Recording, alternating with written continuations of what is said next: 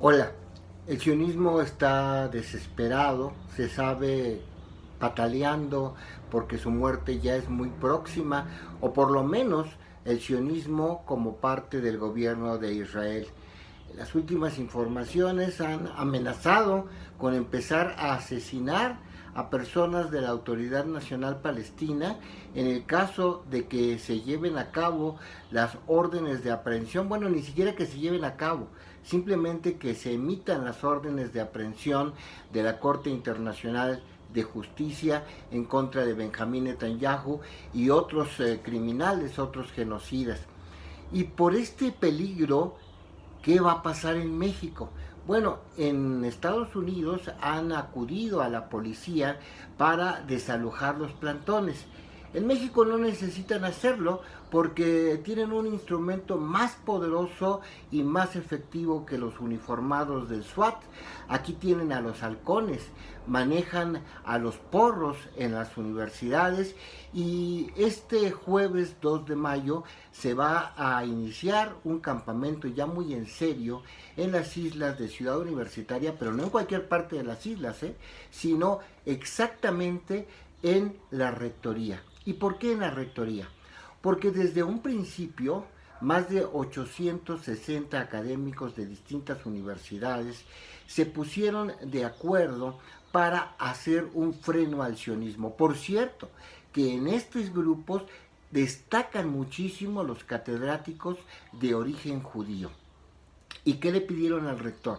Bueno, le pidieron hacer un reconocimiento a los presidentes Gabriel Boric de Chile, también al presidente Gustavo Petro de Colombia y a otros, porque habían hecho intentos, por lo menos muy serios, de detener el sionismo ante los tribunales internacionales. Pero también le pidieron eliminar la cátedra Rosario Castellanos.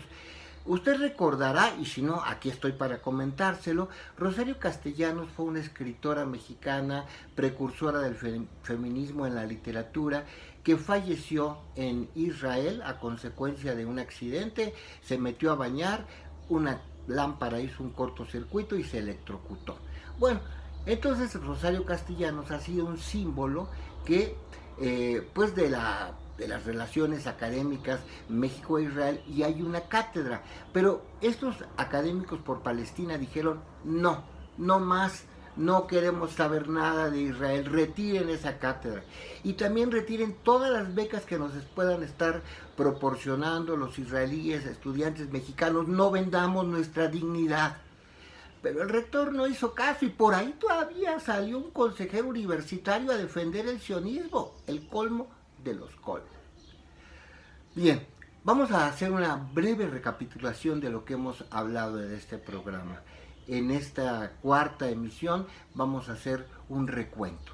Primero, México tiene todos los elementos para ocupar un lugar central en la denuncia contra Benjamín Netanyahu, aunque no fuera genocida, aunque no fuera genocida. Benjamín Netanyahu tiene una empresa privada que se llama Team George, que ha intervenido en las elecciones de más de 30 países a través de bots, a través de granjas de bots, precisamente de perfiles inventados, y además Benjamín Netanyahu se ha apoderado de la tecnología del gobierno de Israel para sus fines particulares, para su negocio personal. Y en este negocio personal tiene como protagonista a Tomás Cerón Lucio. ¿Quién es Tomás Cerón Lucio? Fue director de la Policía Federal o su equivalente, fue el gran vendedor de los equipos Pegasus a México, con los que se espió al presidente Andrés Manuel López Obrador y a periodistas como Carmen Aristegui y a Ricardo Rafael. Bien, pero no solo eso, Israel sigue interviniendo en la política mexicana y lo hizo a través de la vicepresidenta de Ecuador. La toma de la embajada de Ecuador no fue una decisión de Ecuador, fue una decisión de Israel. Y tenemos las pruebas para ello. ¿Y cuáles son? Pues que la vicepresidenta de Ecuador solamente tenía una misión, que era pues estar al pendiente de esta guerra que se había desarrollado desde octubre. Ella estaba comisionada en Israel y de repente aparece y dice, tomemos la embajada de México. Por eso le digo que mucho más allá de todo lo que se pueda hablar del genocidio de Netanyahu, es una persona, es un criminal que ha intervenido en la soberanía de distintas naciones y primero México, primero en la Operación Berlín. Les salió mal, pero siguieron practicando y se fueron a 30 países y fracasaron en Brasil y fracasaron con Lula da Silva, por supuesto, fracasaron en Colombia con Gustavo Petro, fracasaron en Chile, país que les interesaba mucho conservar porque la mayor población de palestinos en el extranjero está en Chile. Ahora bien, tenemos un grave riesgo de que en el plantón que hoy inicia en Ciudad Universitaria utilicen a los halcones. No sería algo nuevo.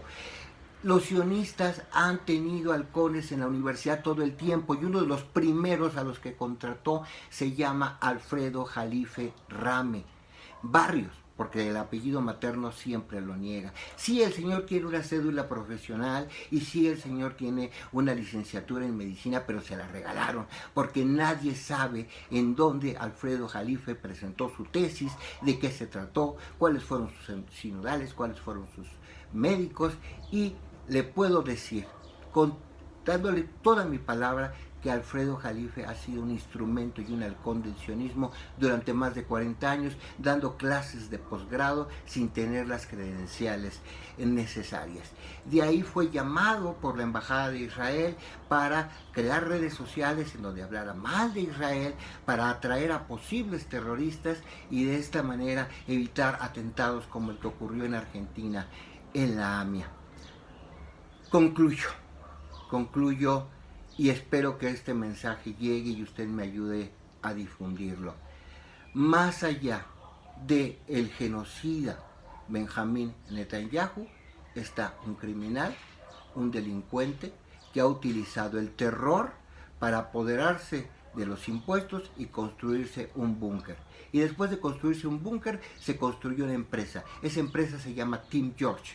Y esa empresa fue descubierta por el periódico The Guardian, luego de que un grupo de periodistas se presentó para preguntar de qué se trataba y les ofreció, ellos se hicieron pasar por gente de Kenia, les ofreció que si había un candidato de izquierda, él se los tiraba. Y así fue como fue descubierta esta trama internacional. Muchas gracias. Quedo a sus órdenes en mis redes sociales. No tengo miedo, me lo han dicho muchas personas. Es muy arriesgado meterte con Israel. No hagas más cosas por allí.